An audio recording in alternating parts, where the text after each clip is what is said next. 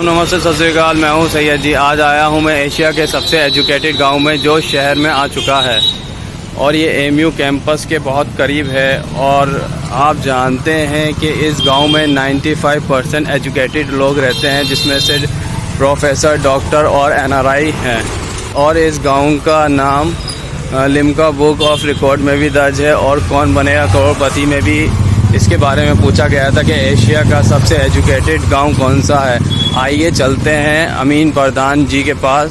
जब ये गांव था तो इस गांव के प्रधान थे अमीन प्रधान भाई। आइए उनके पास चलते हैं, उनसे पूछते हैं इस गांव के बारे में और उनके बारे में। और देखें कितने खूबसूरत घर हैं यहाँ पर माशाल्लाह से। और यहाँ पर एक मेडिसा हॉस्पिटल भी है और ये पूरा अपार्टमेंट है। देखें कितना ज़बरदस्त यहाँ पर कोठियाँ बनी हुई हैं, अपार्टमेंट बने हुए हैं माशाल्लाह से। और हम जा रहे हैं अमीन प्रधान के पास और उनसे पूछेंगे जब ये एशिया के सबसे एजुकेटेड गांव में इसका नाम आया तो उन्हें कैसा लगा कि वो सबसे एजुकेटेड गांव के प्रधान हैं। आइए चलें उनसे पूछते हैं। भाई बहुत ज़बरदस्त रहा होगा वो मूवमेंट। और पता है यहाँ पर बहुत अच्छी अच्छी कोठियाँ भी हैं माशाल्लाह से। और यहाँ पर प्रोफेसर, डॉक्टर, एनआरआई सब लोग यहाँ पर रहते हैं माशाल्लाह से। और बहुत एजुकेटेड लोग हैं यहाँ पर। इसी वजह से ये एशिया का सबसे एजुकेटेड गांव कहलाता है। देखें यहाँ पर अपार्टमेंट कितने अच्छे हैं और कोठियाँ भी बहुत अच्छी हैं माशाल्लाह से।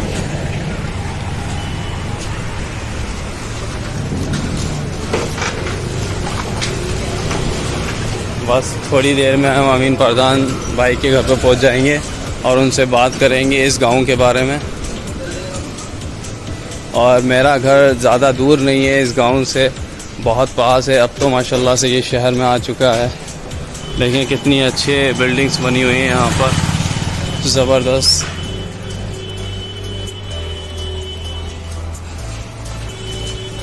यहाँ पर कोठियाँ भी बनी हुई हैं माशाल्लाह से, बहुत अच्छी लग रही हैं। ये ज़बरदस्त है। देखें इधर देखें घर कितने प्यारे हैं। अस्सलाम वालेकुम। और यहाँ पर एक डेयरी भी है, बहुत बड़ी डेयरी है यहाँ पर। और ये एक मॉल है माशाल्लाह से। बहुत तरक्की करी है इस गांव ने और अब ये शहर बन चुका है, नगर निगम में आ चुका है ये माशाल्लाह से। देखें इधर कितनी कोठियाँ हैं। और ये मैरिज हॉल है ब्लेसिंग। मुझे अच्छा लग रहा है कि मैं सबसे एशिया के सबसे एजुकेटेड गांव के पास रहता हूँ माशाल्लाह से।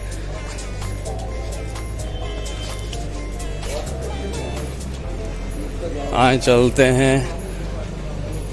हाँ अस्सलाम वालेकुम।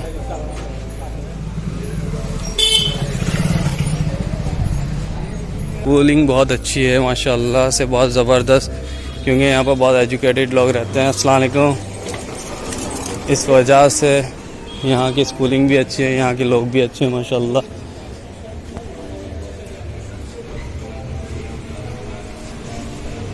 और चलते हैं। देखें कितना डेवलप करा हुआ है ये दोहरा। लग नहीं रहा है ये पहले गाँव था, अब नगर निगम में आ गया है ये माशाल्लाह से।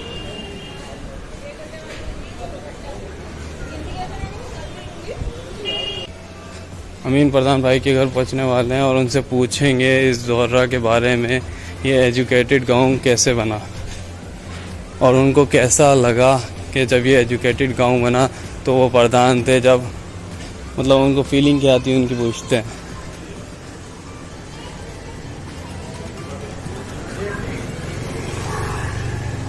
आए चलते। जैसे कि मैंने कहा था, मैं अमीन प्रधान जी के यहाँ आ गया हूँ। एशिया के सबसे एजुकेटेड गांव के प्रधान थे ये। आइए चले इनसे बात करते हैं अमीन प्रधान जी से। अरे आप बाहर ही हैं? अस्सलाम वालेकुम। खैरियत से हैं अमीन भाई? अच्छा अमीन भाई, मैं इसलिए आया था कि मैं ये जानना चाहता हूँ, ये एशिया का सबसे एजुकेटेड गाँव है दोहरा, तो आप इसके बारे में बताइए एशिया का एजुकेटेड गाँव कैसे बना इतना? लिटरेशन है तो इसलिए एजुकेशन है। हमारे यहाँ अल्लाह का फजल है कि स्कूल बहुत हैं हमारे यहाँ लोगों ने एजुकेशन पे काम किया। हमारे यहाँ दोनों कम्युनिटीज़, हिंदू भी मुस्लिम भी, सभी एजुकेशन पे काम करते हैं। और हमारे यहाँ बहुत सारे स्कूल, हमारे गवर्नमेंट के स्कूल भी 2 हैं हमारे पास, और गवर्नमेंट एसोसिएटेड और एफिलिएटेड जो हैं वो 3 इंटर कॉलेजेस हैं, और कम से कम 5 प्ले हैं, और जूनियर हाई स्कूल लेवल के भी 8 स्कूल हमारे ग्राम में होंगे। तो हमारे यहाँ कंसंट्रेशन था, और ये सब इस वजह से हुआ कि अलीगढ़ मुस्लिम यूनिवर्सिटी से हम करीब थे। हमारे यहाँ के लोगों को प्रेरणा थी कि पढ़ना है, बच्चों को पढ़ाना है और आगे बढ़ना है। तो वो एक चीज़ एक दिन ऐसी बन जाएगी कि हम एशिया के मोस्ट लिटरेट ग्राम में तब्दील हो जाएंगे, वी कांट इमेजिन। तो एक दिन जब हमें ये मालूम चला कि हम लोग जो है वो एशिया के मोस्ट लिटरेट ग्राम में रहते हैं, और Dhorra Mafi is the literate ग्राम इन द इंडिया ही नहीं, इन द एशिया। तो it is very happy for all the members of Dhorra Mafi residence. तो हम सब लोगों के लिए एक बड़ा एक इत्तेफाक था कि हमें ये मालूम हुआ कि थोड़ी सी मेहनत जो हमारे लोगों ने की, उसके बदले में कितना अच्छा अचीवमेंट है कि हम दुनिया में जाने जा रहे हैं कि हम एशिया के मोस्ट लिटरेट ग्राम में रहते हैं। अच्छा, जैसे कि अमीन भाई आप एशिया के सबसे एजुकेटेड गांव के प्रधान हैं, तो उस जैसे कि ये हुआ कि एशिया का सबसे एजुकेटेड गांव है ये, है ना, धोर्रा, तो आपको कैसी फीलिंग लगी? यार मुझे तो एशिया में सब लोग जानने लगे हैं अब, तो मतलब उसके बारे में बताएं जरा सा। ऐसा तो कुछ भी नहीं था। अच्छा। मालूम हुआ तो अच्छा ही लगा कि लोगों की मेहनत कामयाब हुई है। अच्छा। वो बड़े, वो बुजुर्ग, वो मेरे महल्ले के लोग जो उन्होंने अब तक इस पर काम किया था, जो कहीं ना कहीं बच्चों को पढ़ाने पर कंसंट्रेट करते थे, जिन्होंने जो है उन चीज़ों को ख़त्म किया कि छोटे छोटे बच्चों को काम पे लगा दिया और अपने लिए कमाई जनरेट कर ली, उन सब ने उन सब चीज़ों से हटकर देश की तरक्की के लिए, देश की कामयाबी के लिए अपने बच्चों को पढ़ाना पहला प्रथम काम समझा। और आज हमारे गांव के अंदर एक बड़ा तबका एनआरआईज़ का रहता है और एमयू एम्प्लॉयज़ का रहता है, और यहाँ कई आईपीएस आईएएस के मकानात हैं जो देश में सेवाएं कर रहे हैं। फौज से फौजी हैं जो यहाँ पर फौज में हमारे गांव के हैं जो देश की सेवा कर रहे हैं। और मोस्टली ऐसा है कि जहाँ तक ऐसी खुशी की बात है, तो ये खुशी का मुकाम तो है कि हम सब की मेहनत के बदले में हमें एक अचीवमेंट और एक अवार्ड टाइप का मिल गया। और देश के लिए गौरव की बात हुई कि हिंदुस्तान के अंदर, जो हिंदुस्तान गांव में बसता है, हम कहते हैं भारत गांव में बसता है, उस भारत के अंदर एक ऐसा गांव भी है जो हिंदुस्तान का नहीं, एशिया का लिटरेट ग्राम है। तो मेरे लिए तो बड़ा प्राउडी था, और मुझे बहुत अच्छा लगा कि कम से कम उस ज़माने में ये मालूम हुआ जिस ज़माने में इस खिदमत का मौका मुझे मिला हुआ है। और मुझे लगातार 2000 से यहाँ पर खिदमत का मौका मिला, और टिल आज तक हम लोग यहाँ पर खिदमत कर रहे हैं अपने गाँव की। अच्छा अमीन भाई, ये बताएं कि ये गांव अब गांव नहीं रहा है, माशाअल्लाह से नगर निगम में आ गया, ये शहर बन गया है, तो इसमें आपका क्या कहना है? आपका क्या पॉइंट है? हमारी ख्वाहिश ये थी कि धोर्रा को जब एक मॉडल के रूप में दुनिया जान चुकी थी और एशिया का मोस्ट लिटरेट ग्राम इसको तस्लीम कर लिया गया था, तो हमारे देश को और हमारे डिस्ट्रिक्ट एडमिनिस्ट्रेशन को चाहिए था कि इसको मॉडल ग्राम बनाते, इसका डेवलपमेंट करके इसके अंदर कुछ और चीज़ों को ऐड करके इसको मॉडल ग्राम बनाते। अब हमने ग्राम पंचायत के अंदर ग्राम पंचायत निधियों से और सरकारी सेवाओं के जरिए से ग्राम को बहुत डेवलप किया। लोग मानते भी नहीं है कि हम ग्राम पंचायत में रहते थे। हमारा अच्छा खासा डेवलपमेंट हमने सरकार के द्वारा किया और अपनी खिदमतों से किया, यहाँ के लोगों के ताबन से मिलकर किया। मगर हम चाहते ये थे कि इसे एक मॉडल टाउन के तौर पर, मॉडल ग्राम के तौर पर बनाया जाए, मॉडल विलेज बनाया जाए, जो एक मॉडल विलेज भी दुनिया के सामने आया कि हिंदुस्तान में लिटरेटी नहीं, वो एक मॉडल विलेज भी जहाँ सफाई सुथराई, पढ़े लिखे लोग, एजुकेशन और हर चीज़ पर कंसंट्रेट करते हैं। लेकिन गवर्नमेंट की पॉलिसीज़ ने उसे नगर निगम में मर्ज कर लिया। तो आफ्टर ऑल जो गवर्नमेंट करेगी वो हमें तस्लीम है, लेकिन एक तरीके से धोर्रा के साथ ये दुर्भाग्य हुआ। धोर्रा को एक मॉडल ग्राम बनाना चाहिए था, ना कि जो है उसे शहर में मर्ज करके उसका ये एक जो गौरव था कि एशिया का मोस्ट लिटरेट ग्राम है, ये छीन लिया, खत्म कर दिया। हमने बहुत चाहा कि डिस्ट्रिक्ट एडमिनिस्ट्रेशन इसको समझने की कोशिश करे कि हम क्यों चाहते हैं कि हम गांव में रहें या हमारे गांव को एक मॉडल गांव बना दिया जाए, मगर गवर्नमेंट समझ नहीं पाई इस बात को। इस गौरव को बहुत छोटा समझा गवर्नमेंट ने कि हम एशिया का मोस्ट लिटरेट ग्राम हिंदुस्तान में है। तो एशिया इज़ नॉट छोटी चीज़, स्मॉल। एशिया बहुत बड़ी चीज़ है, दुनिया का एक बड़ा खित्ता है, जो एक बड़ा पार्ट क्या मतलब आधे से ज़्यादा हिंदुस्तान दुनिया है। उस ज़मीन को जो है उन्होंने कहा में एक इतनी बेहतरीन चीज़ मिली थी कि हिंदुस्तान के अंदर दुनिया का मोस्ट लिटरेट ग्राम है, उसे ख़त्म कर दिया। नहीं करना चाहिए था, ऐसे मॉडल विलेज बनाना चाहिए।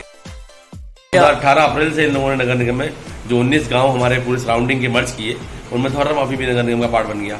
जैसे कि आप प्रधान बने थे उस टाइम, तो अब ये शहर में आ गया है, तो क्या आपका इरादा है इलेक्शन को लेकर? नहीं, मैंने यहाँ पर कभी भी पॉलिटिकली काम नहीं किया, कभी पॉलिटिकल पार्टी को ज्वाइन किया। हमने हमेशा यहाँ पर खिदमत खल्क के तौर पर एक अच्छे सोशल वर्कर के तरीके से काम किया ताकि लोगों तक पहुँच सकें और लोगों की अप्रोच बहुत ईजी हो।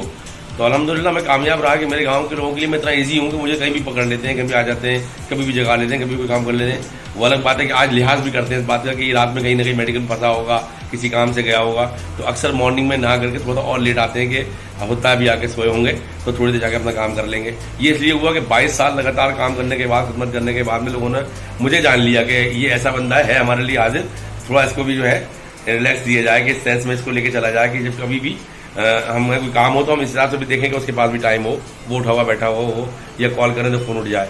तो अल्हम्दुलिल्लाह बहुत ईजी है और एक मतलब लगता ही नहीं, मतलब मैं मर्ज होकर रह गया हूँ उस चीज़ के अंदर। मेरा 24 घंटे में मेरा गाँव चलता है, मैं उठ रहा हूँ, सो रहा हूँ, बैठ रहा हूँ, क्योंकि मैं कुछ और नया काम इस टाइप में करता नहीं हूँ, कुछ और करूँ, प्रैक्टिस करता हूँ। तो मेरा ये हमेशा से रहा है कि मतलब इतना ईजी होकर रहो लोगों के बीच में कि उनको उनकी कंप्लेन आना आसान हो जाए।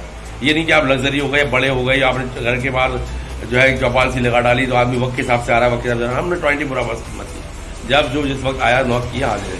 हम नहीं है, मेरे छोटे भाई हैं, मैं नहीं हूँ तो मेरे लोग जो गाँव में मेरे सपोर्टर्स हैं, कोई ना कोई हाजिर रहा है हमेशा लोगों की खिदमत के लिए। तो अमीन भाई ये बताइए, आप बाय प्रोफेशनल क्या करते हैं?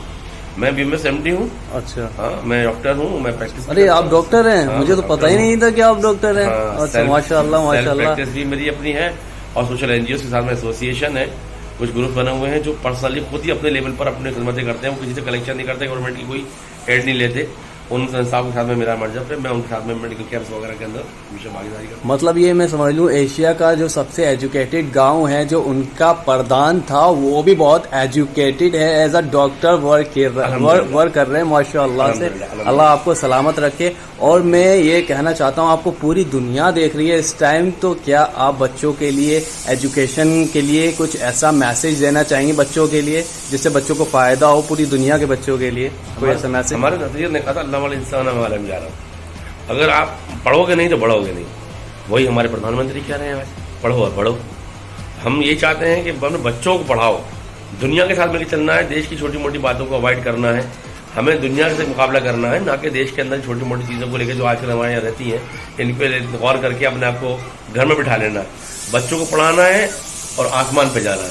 हिंदुस्तान किसी से पीछे नहीं रहेगा, इसको करना है तो हमें बच्चों को पढ़ाना है। तो आपका कहने का मतलब ये है कि अगर हिंदुस्तान को बदलना है तो बच्चों को पढ़ाओ, ये कहने का मतलब है। माशाअल्लाह से अमीन भाई ने बहुत अच्छी बात बताई, अल्लाह इनको सलामत रखे। और मैं शुक्रगुजार हूँ इनका, इन्होंने अपना कीमती टाइम मुझको दिया, माशाअल्लाह से शुक्रिया अमीन भाई। अब मेरा चलने का टाइम हो गया है। अब मैं सुल्तान अंकल के घर पर आ गया हूँ, चलें इनसे पूछते हैं कि एशिया का सबसे एजुकेटेड गाँव कैसे बना दोहरा। अस्सलाम वालेकुम। और खैरियत से हैं? बताइए, सब खैरियत है जी। सुल्तान अंकल ये बताइए, एशिया का सबसे एजुकेटेड गांव कैसे बना दोहरा, बताएं। हाँ, तो ये दोहरा माफी एक बहुत पुरानी बस्ती है जो अलीगढ़ में, इसमें ज़्यादातर जो है ये लोधा कौम जो है वो रहती थी और इसमें उनका जो है खेती बाड़ी का काम था। जब से यूनिवर्सिटी कायम हुई, यूनिवर्सिटी के कायम होने के बाद उस वक्त जो है बाद में दोहरा माफी के करीब में मेडिकल कॉलेज बनाया गया और मेडिकल कॉलेज बनने के बाद इस बस्ती की नौयत बदल गई। बहुत ऊंचा स्टाफ जो है उसको रहने के लिए यहाँ अपने ज़मीन अवेलेबल हो गई और ज़मीन अवेलेबल होने के बाद फिर वो उन्होंने अपने अपने रेजिडेंसी बना लिए, तो जिसमें हर किस्म का स्टाफ रहा, जिसमें नीचे से लेकर यानी 4th क्लास से लेकर वो असिस्टेंट प्रोफेसर, एसोसिएट प्रोफेसर और फुल फ्लेज प्रोफेसर वगैरह रहे और सब ने अपने अपने मकान बनाया। तो ये इसलिए सबसे बड़ी आबादी जो है छोटे मगर सबसे ज़्यादा इसमें जो है पढ़े लिखे आदमी, मतलब एशिया में सबसे ज़्यादा पढ़े लिखे आदमी इसमें ही रहते हैं और इसलिए दोहरा मशहूर हुआ कि ये एशिया का सबसे पढ़ा लिखा जो है गांव है, बल्कि गांव की शक्ल में है अभी। और इसमें यूनिवर्सिटी से मुल्हिक है और यूनिवर्सिटी से ही फ़ायदा इसमें पहुंच रहा है। अच्छा, जैसे कि हम माने कि टोटल रिजल्ट ये निकल के आता है कि अलीगढ़ मुस्लिम यूनिवर्सिटी की वजह से दोर्रा को एक पहचान मिली एशिया के अंदर। वो सबसे एजुकेटेड गांव बना इस वजह से, सिर्फ एएमयू की वजह से।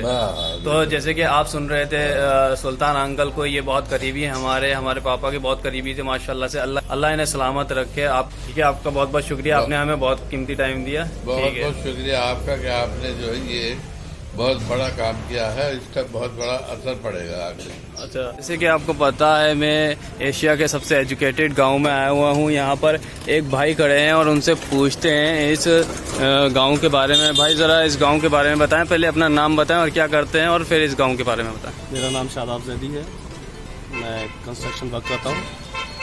और ये जहाँ पर आप लोग खड़े हैं ये दोहरा एरिया है। दोहरा ये एशिया का सबसे एजुकेटेड गाँव हुआ है, पर अब ये गांव नहीं रहा है, अब ये शहर हो चुका है। अब ये नगर निगम में आ चुका है, वार्ड बन चुका है। पहले यहाँ प्रधान हुआ करते थे और अब ये बिल्कुल यूनिवर्सिटी से लगा हुआ है। जैसे कि आप शादाब भाई को सुन रहे थे तो इन्होंने बताया ये गांव जो है अब गांव नहीं रहा है, शहर बन चुका है और ये एएमयू कैंपस के बहुत करीब है। इस वजह से ये एशिया का सबसे एजुकेटेड गांव कहलाता है। चलें, अगर आपको ये वीडियो पसंद आई है तो लाइक करें, शेयर करें, कमेंट करना ना भूलें, सब्सक्राइब करना ना भूलें। जब तक के लिए जय हिंद।